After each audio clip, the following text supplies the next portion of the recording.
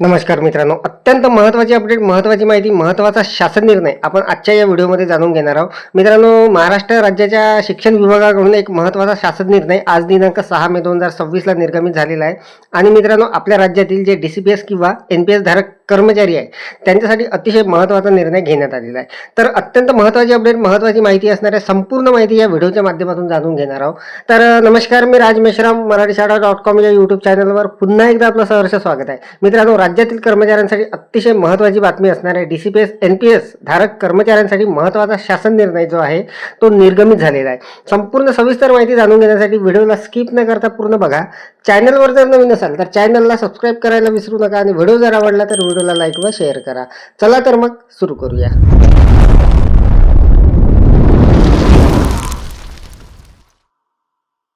मित्रांनो, अतिशय महत्त्वाचं हे जे शासन परिपत्रक असणार आहे हे आज दिनांक 6 मे 2026 शासनाच्या वित्त विभागाकडून निर्गमित झालेला आहे. विषय बघा वर दिलेला आहे. राष्ट्रीय निवृत्तीवेतन प्रणाली लागू असलेल्या कर्मचाऱ्यांना राज्य शासनाची सुधारित राष्ट्रीय निवृत्तीवेतन योजना लागू करण्याबाबतची कार्यपद्धती.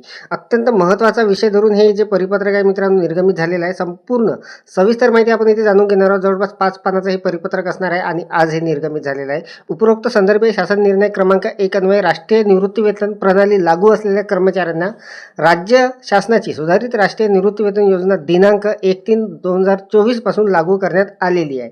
तसेच शासन निर्णय क्रमांक 2 अन्वये राज्य शासनाच्या सुधारित राष्ट्रीय निवृत्तीवेतन योजनेसाठी पात्र व इच्छुक असलेल्या कर्मचाऱ्यांची या योजनेमध्ये सहभागी होण्यासाठीचा द्यावयाचा विकल्प दिनांक 31/12/2026 पर्यंत संबंधित कार्यालय प्रमुख, विभाग प्रमुख यांच्याकडे सादर करण्याबाबत सूचित करण्यात आलेले आहे.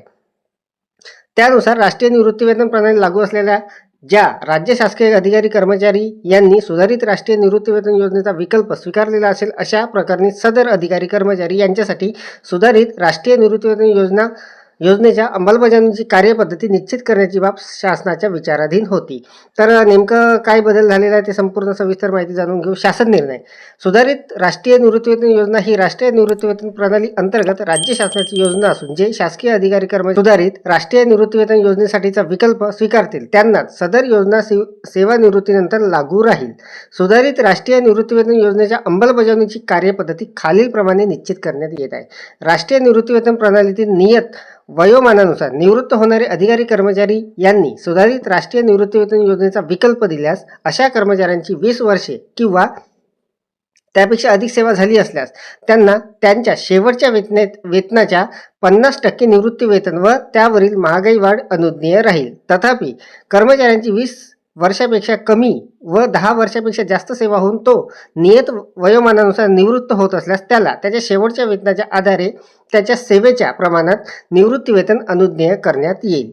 या योजनेअंतर्गत किमान 10 वर्षाच्या सेवेनंतर नियत वयोमानानुसार सेवानिवृत्त झाल्यानंतर किमान निवृत्ती वेतन 7,500 रुपये इतके राहील. 10 वर्षापेक्षा कमी सेवा असल्यास या योजनेअंतर्गत निवृत्ती वेतन अनुज्ञेय राहणार नाही. कुटुंब निवृत्ती वेतन. निवृत्ती वेतनाच्या 60% इतके कुटुंब निवृत्ती वेतन व त्यावरील महागाई वाढ अनुज्ञेय राहील. सुधारित राष्ट्रीय निवृत्तीवेतन योजना स्वीकारलेले अधिकारी कर्मचारी यांच्या नियत वयोमानानुसार निवृत्तीवेळी त्यांच्या RDA यांच्याकडे जमा असलेल्या अंशदानाच्या संचित निधीमधून प्राप्त होणाऱ्या 60% परताव्याची रक्कम आहरण व संवितरण अधिकारी यांच्याकडे जमा करावी. आहरण व संवितरण अधिकारी यांनी अशा जमा झालेल्या रकमा यासाठी निश्चित करण्यात येणाऱ्या लेखा शीर्षकाखाली चलनाद्वारे शासनास भरणा कराव्यात. दिनांक 1 मार्च 2024 ते या शासन परिपत्रकाच्या दिनांकापर्यंतच्या कालावधीत नियत वयोमानानुसार सेवानिवृत्त झालेल्या ज्या अधिकारी कर्मचारी यांनी सुधारित राष्ट्रीय निवृत्तीवेतन योजनेचा विकल्प स्वीकारलेला नाही अशा अधिकारी कर्मचारी यांनी देखील निवृत्तीच्या वेळी PF RDA यांच्याकडे जमा असलेल्या अंशदान संचित निधीमधून प्राप्त झालेल्या 60% परताव्याची रक्कम आहरण व संवितरण अधिकाऱ्याकडे जमा करावी. आहरण व संवितरण अधिकारी यांनी अशा जमा झालेल्या रकमा यासाठी निश्चित करण्यात येणाऱ्या लेखा शीर्षकाखाली चलनाद्वारे भरणा कराव्यात. तसेच उपरोक्त नमूद मुद्दा क्रमांक 4-5 मधील अधिकारी कर्मचारी यांनी 40% संचित निधीवर सर्व्हिस प्रोव्हायडरकडून प्राप्त होणाऱ्या वार्षिक ॲन्युटी तपशील संबंधित आहरण व संवितरण अधिकारी यांना सादर करावा. आहरण व संवितरण अधिकारी यांनी सुधारित राष्ट्रीय निवृत्तीवेतन योजनेअंतर्गत अनुज्ञेय निवृत्तीवेतन व त्यावरील महागाई वाढ या योजनेमधून वार्षिकीची ॲन्युटी रक्कम वजा करून राज्य शासनाकडून देय निवृत्तीवेतन निश्चित करावे.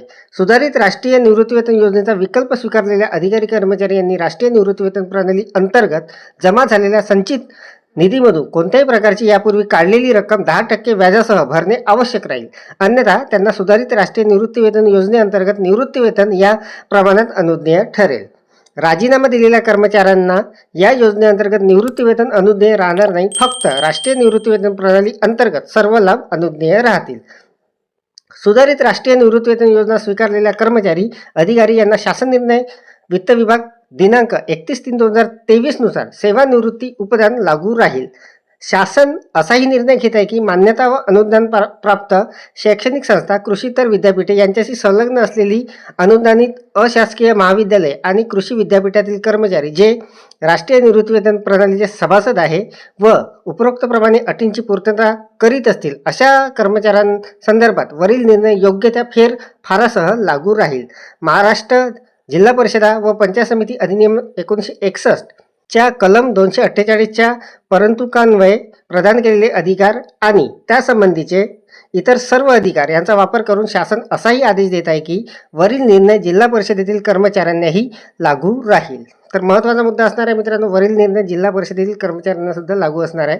आहार व संवितरण अधिकारी यांची सेवानिवृत्त अधिकारी कर्मचारी यांना सुधारित राष्ट्रीय निवृत्तीवेतन योजनेअंतर्गत निश्चित केलेले निवृत्तीवेतन अदा करण्याबाबतची सविस्तर कार्यपद्धती स्वतंत्रपणे निर्गमित करण्यात येईल. सदर शासन परिपत्रक महाराष्ट्र शासनाच्या या संकेतस्थळावर उपलब्ध करून देण्यात आलेले असून याचा संकेतांक हा आहे. हा आदेश डिजिटल स्वाक्षरीने साक्षांकित करून काढण्यात येत आहे.